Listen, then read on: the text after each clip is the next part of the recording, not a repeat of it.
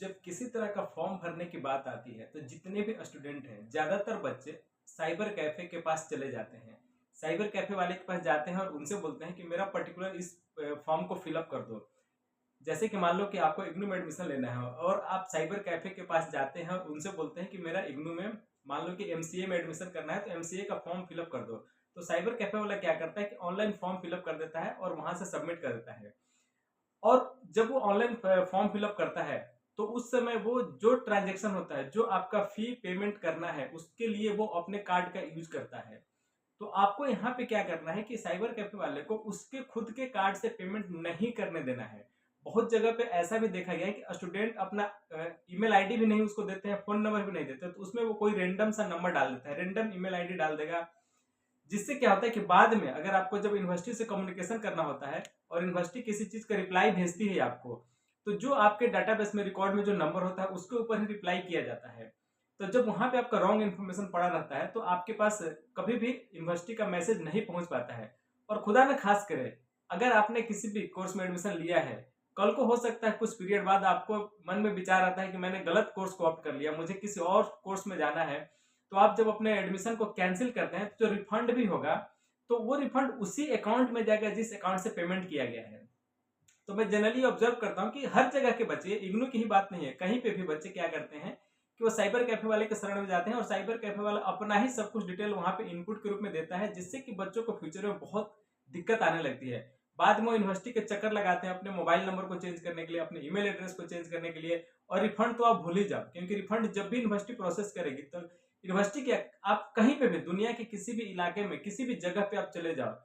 जो भी रिफंड का प्रोसेस होता है, अगर आपने कोई ऑनलाइन ट्रांजेक्शन किया है और वहां से आप रिफंड चाहते हैं, तो वह रिफंड उसी मेथड से उसी पर्टिकुलर अकाउंट में जाएगा जिस अकाउंट से पेमेंट किया गया है। उसका कोई दूसरा वे नहीं है उस रिफंड को लेने का।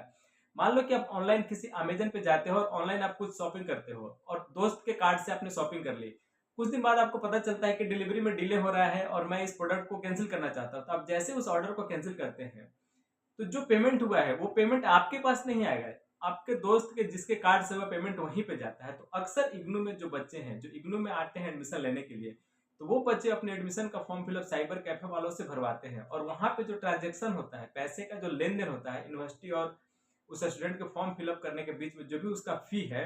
वो साइबर कैफे वाले के कार्ड से होता है। और वो स्टूडेंट आगे फ्यूचर में जो एक टाइम पीरियड है उसके बीच में अगर वो अपना रिफंड के लिए अपना एडमिशन को कैंसिल करता है, तो रिफंड भी उसी कैफे वाले के पास चला जाता है। और बाद में बच्चों को बहुत ज्यादा परेशानी होती है। बहुत सारे साइबर कैफे वाले ऐसे भी हैं कि जो कर जाते हैं, वो बोलते हैं कि हमारे पास पैसा आया ही नहीं है, या मैं किस किस का रिकॉर्ड रखूं, मेरे पास तो हर दिन हजारों बच्चे आते हैं, मैं आपका रिकॉर्ड नहीं बता सकता देखकर।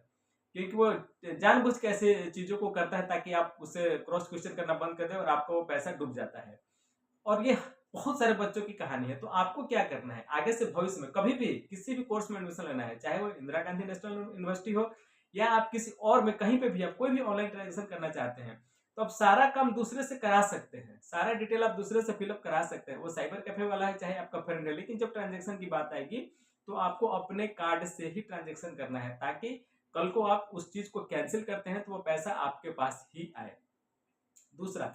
अगर आप इग्नू के किसी भी कोर्स में एडमिशन लेते हैं और आप आगे चलकर उसको रिफंड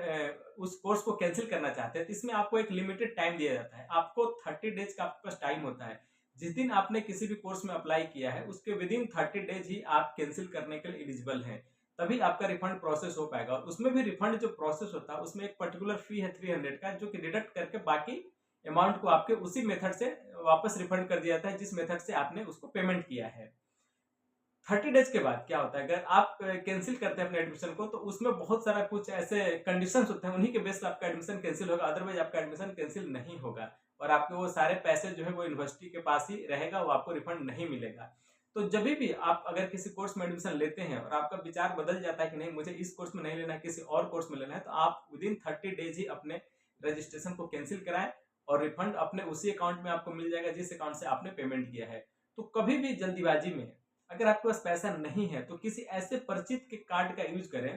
ताकि कल को अगर आपको रिफंड करना पड़ता है तो आपका पैसा आपके किसी परिचित के पास ही आए, न कि किसी अननोन पर्सन के पास चला जाए। दूसरा बात, साइबर कैफे में अगर आप जाते हैं और वहां से फॉर्म फिलअप कराते हैं तो उनको अपना ईमेल एड्रेस प्रॉपर लिख कर दे, अपने कॉन्टेक्ट नंबर प्रॉपर लिख कर दे और उसको बोले कि फॉर्म फिलअप करते वक्त आपको इसी इन्फॉर्मेशन को इनपुट करना है, कोई दूसरा इन्फॉर्मेशन नहीं डालना है। और फॉर्म सबमिट कराने से पहले आप जरूर उसको एक बार क्रॉस चेक करें कि कहीं पे किसी चीज में स्पेलिंग मिस्टेक तो नहीं है, क्योंकि उनके द्वारा जो फॉर्म भरा जाता है उसमें 90% केसेस में पाया जाता है कि कहीं ना कहीं कुछ ना कुछ वो मिस स्पेलिंग करते हैं, क्योंकि वो हड़बड़ी में और इतना फास्ट फॉर्म को फिलअप करते हैं कि वो उनके साथ जो फॉर्म फिलअप करते हैं ना, तो आपके जो एडमिशन का आपका जो फीलिंग है कि मुझे यहाँ से एडमिशन लेना है और सब कुछ मुझे अपना करेक्ट इन्फॉर्मेशन देना है, उसके मन का वो फीलिंग नहीं है जो आपके पास है। इसी वजह से वो जल्दीबाजी करते हैं और कहीं ना कहीं गलती छोड़ देते हैं, फिर बच्चों को फ्यूचर में बहुत ही परेशानी का सामना करना पड़ता है। आपको कई जगह धक्के खाने पड़ते हैं उन चीजों को सही कराने के लिए। तो अगर हो सके तो आपको अवॉइड करना चाहिए साइबर प्लेस में, साइबर कैफे में जाके इस तरह के फॉर्म को फिलअप कराने के लिए। आपको कोशिश करना चाहिए कि आप अपने किसी फ्रेंड के साथ बैठकर या किसी ऑफिस में बैठकर या कैफे भी जाए तो खुद से भरें, किसी को साथ में लेके जाएं ताकि जो आपको थोड़ा बहुत गाइड कर सके और आप खुद ही उसको भरने का कोशिश करें, ताकि आप सारे इन्फॉर्मेशन अच्छे से भर पाए। और पेमेंट कभी भी भूल कर अपना ईमेल एड्रेस, अपना पेमेंट डिटेल और जो अपना कॉन्टेक्ट नंबर है खुद का ही आपको यूज करना है एडमिशन के टाइम पर, अदरवाइज आपको बहुत तरह के चैलेंजेस भविष्य में आने लगेंगे। यूनिवर्सिटी कोई भी कम्युनिकेट करेगी तो आपके पास वो कम्युनिकेशन नहीं पहुंच पाएगा, जिसका खमियाजा ये होगा कि आप राइट टाइम पे ना तो इन्फॉर्मेशन असाइनमेंट सबमिट कर पाएंगे, ना प्रोजेक्ट सबमिट कर पाएंगे, ना आपको एग्जामिनेशन के बारे में पता चलेगा, या कुछ अदर रूल चेंजेस होते हैं तो उनके बारे में आपको नहीं पता चला, जिसका नतीजा ये होता है कि बच्चों को अननेसेसरी 3 साल के कोर्स को खत्म करने में 6-6 7 7 साल लग जाते हैं बच्चों को, इन्हीं लैक ऑफ इन्फॉर्मेशन की वजह से। तो आपको इस बात का ध्यान रखना चाहिए, तभी आपका रिफंड सक्सेसफुल होगा जब आपका सारा डिटेल सही तरीका से फॉर्म फिलअप करते वक्त दिया गया हो यूनिवर्सिटी को, तो उसकी ट्रैकिंग में भी आपको सुविधा होती है और टाइमली आपको हर एक इन्फॉर्मेशन आपके पास मिल जाता है। तो आगे भविष्य में कभी भी कोई भी आपको इग्नू के अगर कोर्स में एडमिशन लेना है तो आपको कोशिश करना है कि अपना करेक्ट इन्फॉर्मेशन ही दें और पेमेंट मेथड अपना ही यूज करें, किसी अदर पर्सन का पेमेंट मेथड, उनका कार्ड या उनका पेटीएम या जो भी उनका यूजर ट्रांजेक्शन से डिटेल इन्फॉर्मेशन है वो आप यूज करने की कोशिश ना करें, उसको अवॉइड करें। तभी आपको आगे लाइफ में चैलेंजेस नहीं आएंगे और बहुत आसानी से आपको रिफंड का प्रोसेस हो या फिर यूनिवर्सिटी आपसे कोई भी कम्युनिकेट करेगी तो आपको सारा इन्फॉर्मेशन आप तक बहुत आसानी से पहुंच जाएगा।